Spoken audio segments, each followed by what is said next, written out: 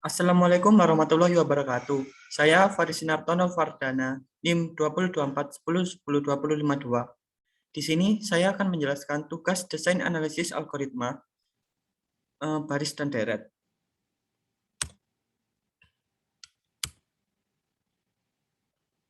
Nah, kita menuju soal yang pertama, yaitu sigma n plus 3 I sama dengan 3, 4. Nah, di sini yang pertama kita lakukan ialah menggunakan rumus manipulasi yang pertama, yaitu memindahkan angka 4 yang di belakang sigma menjadi ke depan. Lalu kita gunakan rumus yang pertama. Kita gunakan rumus yang pertama terlebih dahulu. Nah, yaitu n min I plus 1. Nah, di sini karena ada angka 4 di depan sigma, maka kita taruh di depan. Di sini n-nya yaitu n plus 3, kemudian I-nya yaitu 3, lalu plus 1. Nah, di sini kita hitung, yaitu hasilnya 4 dalam kurung n plus 1, lalu hasil akhirnya yaitu 4n plus 4. Kita menuju soal yang nomor 2, yaitu sigma n plus 1, I 3, I plus 5. Nah, yang pertama kita lakukan ialah kita gunakan manipulasi yang kedua. Yaitu memisahkan antara I dan juga 5 dengan masing-masing sigma. Nah, di sini yaitu n plus 1, sigma n plus 1 I 3, lalu di sini ada I ditambah n plus 1 sigma n plus 1 I 3, lalu ada 5. Nah, kemudian kita gunakan manipulasi yang pertama untuk sigma yang ini, di mana 5-nya yang di belakang tadi kita ubah ke depan, dan yang di belakang ini sisa angka 1. Kemudian kita masukkan ke dalam rumus yang kedua. Nah, di sini rumusnya yaitu n dalam kurung n min 1 per 2. Lalu sigma yang kedua kita masukkan ke rumus deret yang pertama. Nah, di sini n min 1 plus I. Nah, di sini ada 5, maka di depannya juga ada 5. Lalu kita masukkan, hasilnya yaitu n plus 1 dalam kurung n plus 1 per 2 ditambah 5 dalam kurung n min 1 min 3 plus 1. Maka hasil akhirnya yaitu n kuadrat plus 10n min 14 per 14. Nah, kita menuju soal yang nomor 3, yaitu sigma n min 1 I sama dengan 3, lalu I plus 1 kuadrat dalam kurung I plus 1 kuadrat. Nah, di sini yang pertama kita lakukan ya jabarkan I plus 1 kuadrat terlebih dahulu menjadi I kuadrat plus 2I plus 1.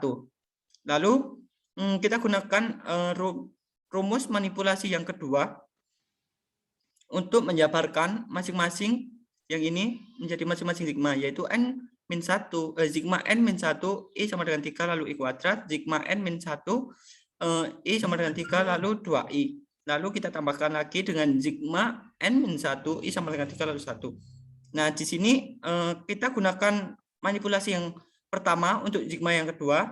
Nah, sehingga duanya menjadi ke depan, berada di depan sigma.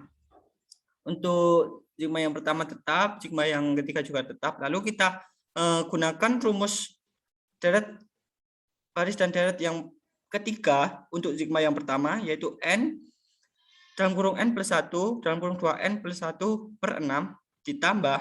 Nah, di sini kita gunakan rumus 2 untuk sigma yang kedua, yaitu 2 dalam kurung n plus 1 per 2. Nah, di sini untuk sigma yang ketiga kita gunakan rumus baris dan deret yang pertama.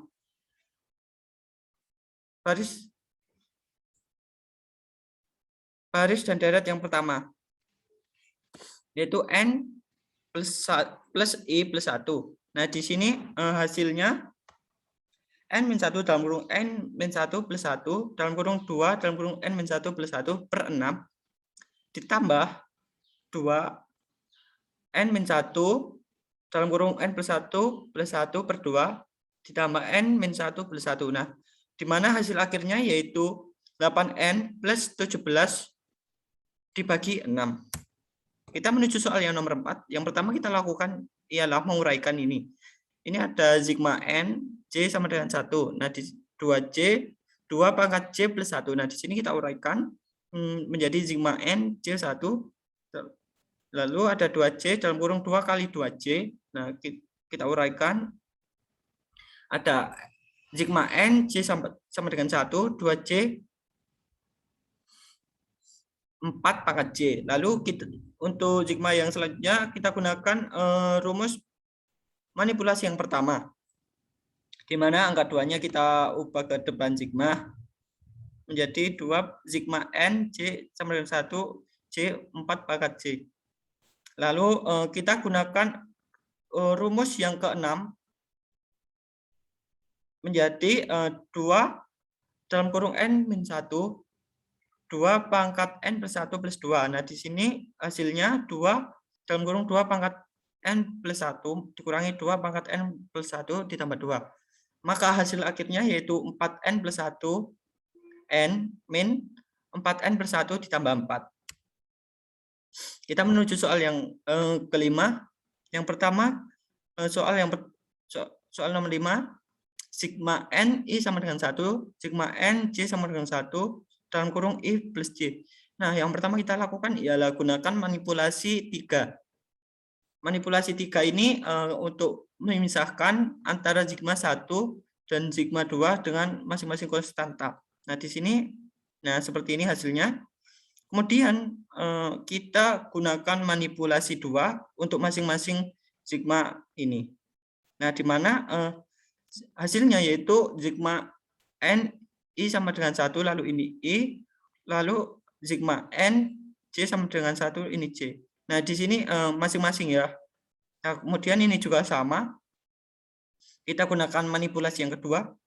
Nah, di sini masing-masing sigma kita gunakan rumus deret baris dan deret yang kedua.